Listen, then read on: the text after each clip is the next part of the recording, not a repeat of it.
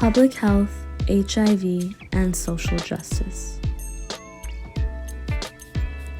We have a problem.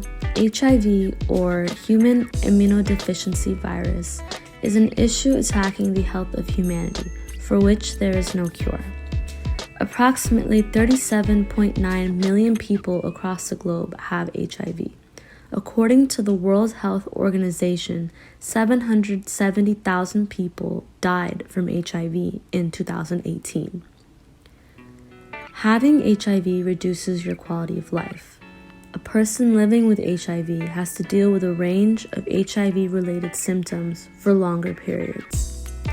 People with HIV have a harder time attending to daily tasks, participating in extensive exercise, and have lower energy overall. Also, many HIV patients struggle with stigma, depression, substance abuse, and more, which all contribute to a decreased quality of life.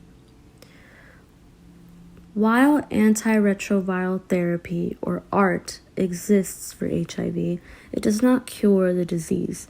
It changes HIV from being a fatal illness to a potentially manageable disease. However, that is not good enough to ease those who have contracted HIV.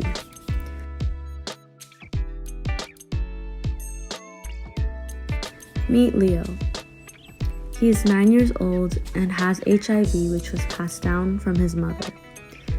He has had a decreased quality of life since the moment he was born. The only way to ease him is to cure his disease.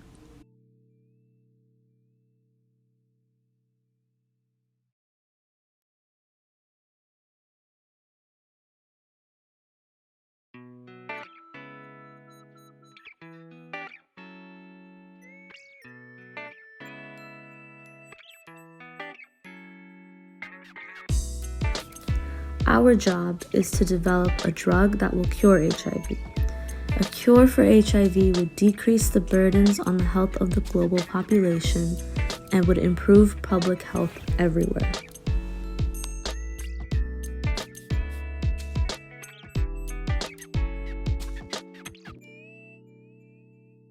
As we are well aware, HIV is extremely widespread and increasing in transmission. Displayed above here is HIV protease, the protein that's activity is involved in HIV. Now, if you look in the middle of this protein, you can see the active site. The active site is the region of an enzyme or protein where a substrate molecule binds and undergoes a chemical reaction. Therefore, this place in the protein is extremely important. Now, if you look at the red and blue regions of this protein, you'll see red, meaning regions that are polar acidic, and blue, regions that are polar basic. And this plays an essential role in interactions of other proteins. Displayed next are the different residues of HIV protease. Now, this may sound confusing, but these are essentially just different regions of the protein that interact and act differently. So some of those amino acids, like glycine for example, GLY, is a residue that's highly soluble in water and is said to be a polar molecule.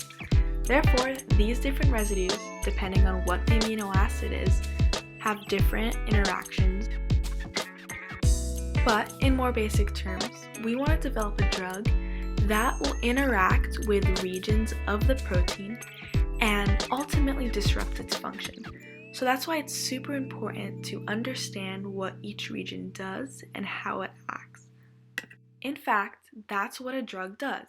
It goes into the body and disrupts the function of the protein or the particular protein for that disease.